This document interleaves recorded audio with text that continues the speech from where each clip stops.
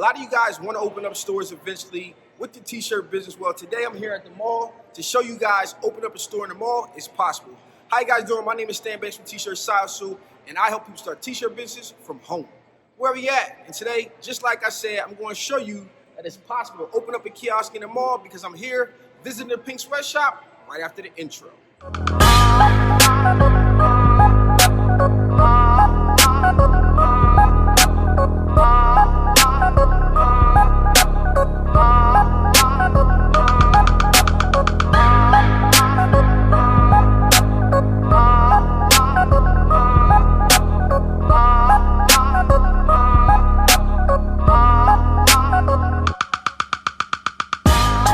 Alright guys, let's get right to it. I'm here visiting Kiosk at the Pink Sweatshop. So tell me about what it is you do and how you got started.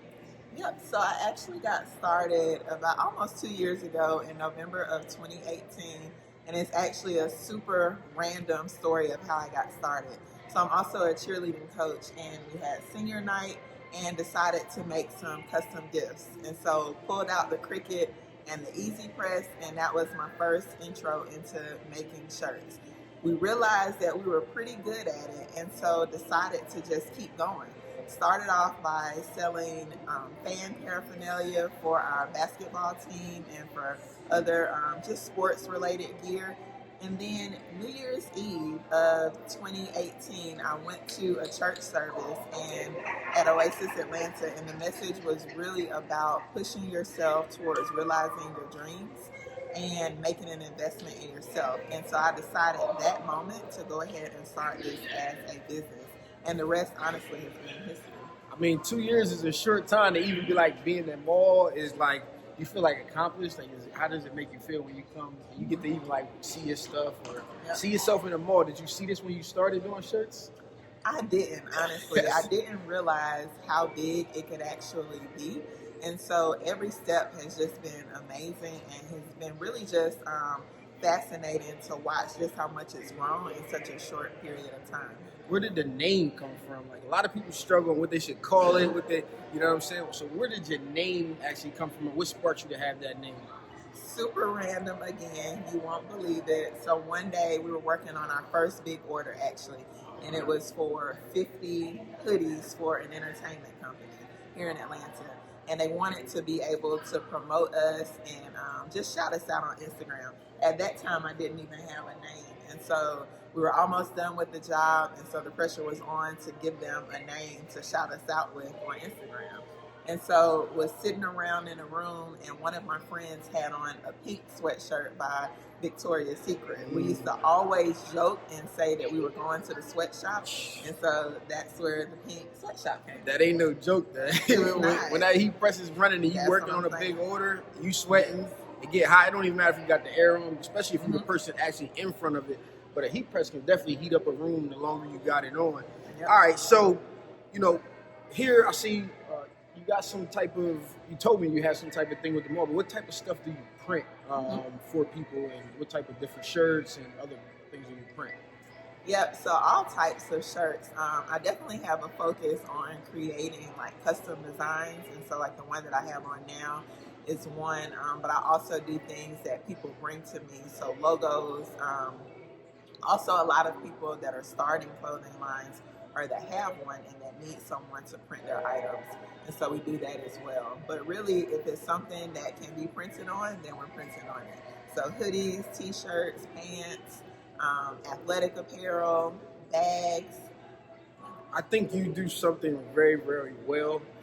So tell me, about your branding, and how you like include that and everything. You present everything well, and how important is that for other people out there trying to start a clothing business and gain some traction?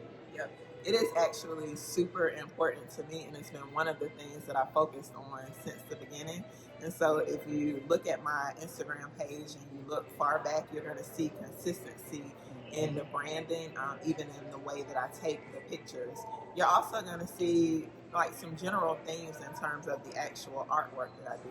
And so I've always been a crafty person, and so the aesthetics of my designs really are important to me. I think it's actually one of the things that differentiates this business And for anyone that is starting out, I would definitely encourage you to really focus on the design aspect and the brand that you're putting out there into the world. So do you think like, well, not do you think, do your actual like designs that you actually came up with, do you sell a lot of those as well, or people are contacting you to pick some of those up, or are you just mainly doing custom stuff for people? Is it like a mixture? It's a mixture of both. I definitely have a passion for creating my own designs, and a lot of those have sold really well.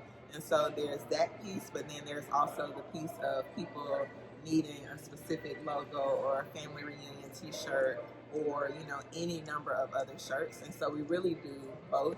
Eventually, I do want to be able to put out like a line for the Pink Sweatshop. So that's one of my next goals. I would have thought you already had one just from looking at the brand on their Instagram and stuff. So let's take a little deeper into like everybody wants to open up a store, but how did you get yourself into the mall? Like, some people may seem like that's a far-fetched thing, but you do see like a kiosk here and a kiosk, one in every mall for custom shirts. But what was that process like? So fortunately, we have a really great sales team here at Greenbrier Mall, and they were able to offer me some different options. And so the one that I have is actually an advertising kiosk. And so throughout the week, Monday through Thursday, it's an advertising kiosk. And so it stays just as you see it here, it's illuminated, and people are able to see the shirts that I have on display, as well as the banners that have all of my contact information on it. Friday through Sunday, I have the option to sell, which works great for me. Being in this business, there is a little bit of flexibility that I need. I also have a full-time job. And so for those of you that are looking to do this as, another stream of income, it's possible to do both. And so this deal actually worked really well for me. I appreciate the flexibility that I have on the weekends, and so sometimes I may have a large order and it may not be possible for me to come here on a Saturday. To the extent possible, I try to come every Saturday, but I appreciate the flexibility of being able to do that. So it really was just researching different options. Initially, I wanted to do a pop-up and just do something for November and December and be in a temporary space in the mall for, every day, Monday through Sunday. And I talked to some different people, and then this option became available, and it really was a blessing in disguise. This was the best option for me. So what were some of the challenges you faced, and how did you overcome them? Like, what were some things that challenged you when you got started, or even just having a store or something like that? So interestingly enough, when I first started, I was not supposed to be able to press here on site. And so I have a logistics mind. It's what I do by trade. And so I had come up with this elaborate plan of how I was going to sell here in the mall on Saturday, have an off-site location where somebody else was pressing shirts, I was designing here, and then still be able to deliver them same day. And so, it was a lot. You talk about logistics. It was. And then when you look at competition and other vendors, if the standard for the industry in a setting like this is to be able to get it the same day right here, then you need to be able to do the same thing. And so my opening weekend, I actually didn't press any shirts here on site. And I just thought about it more, went back to mall management and had a discussion, and we were able to work it out so that I could press here on site. And so that honestly was one of the most significant challenges, because after being here for that first week and seeing the flow of traffic, getting like some initial feedback from people that were stopping by, it was very apparent that it was important to customers to be able to get their item right now. Right, yeah, no question. Because it doesn't even matter if you're in the mall or the house or nothing. Everything is like last minute, and we kind of deal with the stress and all of that. And so that's definitely something that people can relate to. But I think it was great to hear they were open to negotiate and coming up with a solution. At the end of the day, they want the money from your booth that you pay, and now they have to come up with some creative ways to do it. So what advice would you give somebody starting out in the t-shirt industry, or maybe going into a store, when to even consider opening up a store? I know you have a full-time job as well, which I think is dope, because this whole thing is like t-shirt side hustle. We're trying to elevate that and get people into more stores, more into malls and different things like that. So what advice would you give? It's actually interesting. I've learned a lot along this journey, and I think that's one of the first things. You have to be open to learning and to be committed to doing trial by error. There are so many things, I came across your page and I actually learned a lot from you. But when I started this, it was literally getting on YouTube, figuring things out, trial and error, going through different types of equipment, going through different vinyl vendors until I finally found what met my quality standards and just what felt right. And so I think that would be one of the first things. You have got to be willing to keep trying and to not be afraid to make the investment in yourself. I got two more questions for you because you brought it up. Okay. Go ahead. Go ahead. The other thing is get good equipment. There is such a difference in, like, when I first started. Sometimes I look back at the quality of things that I made when I first started and I compare it to what we're doing now, and it doesn't compare at all. It pales in comparison.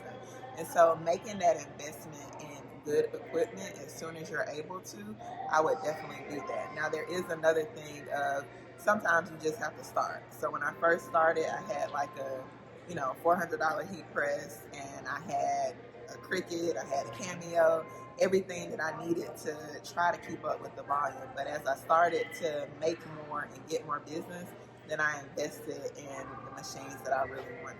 I definitely agree with you there because I think, a lot of people say, what should I buy? What should I buy? Well, first and foremost, what's your budget, right? Yes. And you want to buy the best for your budget. Because to me, it's more important to get started than anything else because you're going to make some money and then you can later on take that money and invest it if you're being smart with it, right? Yep. So you mentioned materials you use and stuff like that. You tried something that I recommended that you guys tried, which was BeFlex. That you told me about it. How do you feel about it? And do you like it? I am such a fan. And the crazy thing is I had made such an investment in the brand that I used previously because my thing is I wanted to have every color and I wanted to never be in a position where I had a job and didn't have something. And so made a huge investment in getting all of those colors, but then tried the BeFlex, give me 5, and I'm in love. Like, I'm sold. I really am, and I've started to slowly convert over. And so as I use up other rolls, then I'm buying replacement rolls with BeFlex. Yeah, see, a lot of people are like, hey, Stan, why do you try all these different vinyls? I'm like, you try what you try, and I'm trying really for people. So I'm trying so that I can educate you. You would have never made, not to say you would never have found them, but But I had no reason to switch. Exactly. Because I thought that I was satisfied with, the best version that I had seen. And then just decided to try it really based on your word and tried it and loved it. So we're gonna wrap this up. I just want to know, what do you think is next? I mean, you got into a mall and within 2 years. What do you think is next for you? What do you see coming in your future what are your future goals and plans? Yep. So I definitely am continuing to stay current with the new things that are coming out. I am exploring DTG at some point. The design part is really where my heart is, and so there is a piece where I definitely want to come up with my own line of branded t-shirts, and so that's what's next for me. And then the final thing is Etsy. And so I saw a quote that said, if you don't make money while you sleep, you'll always be working. And so I appreciate the fact that I can be at home, be working on something else, and hear the little cha-ching from Etsy from a design that I created that has sold. And so that is definitely a lucrative stream, and it's one that I want to explore more this year. I totally, man. I had a month where I probably made over $10,000 off of a design that I used to call it the PayPal game, and I was like, every time that thing went on, I got excited. I get excited now. I sell books and stuff like that. I get excited now, but that's a different thing. Like today, you have no reason to be closed. Even in the nighttime and the weekend, your website is always open, and you get on some different platforms and you find traction. I think people have to explore new things, and I think that's what you're talking about. Like you want to go a little bit deeper into figuring out how that works and how you can make money while you sleep. So that seems like a good goal. All right, guys, we're going to wrap this interview up here at this pink sweatshop here in the Greenbrier Mall in Atlanta. This has been your boy Stan Banks from T-Shirt Side Hustle. Peace.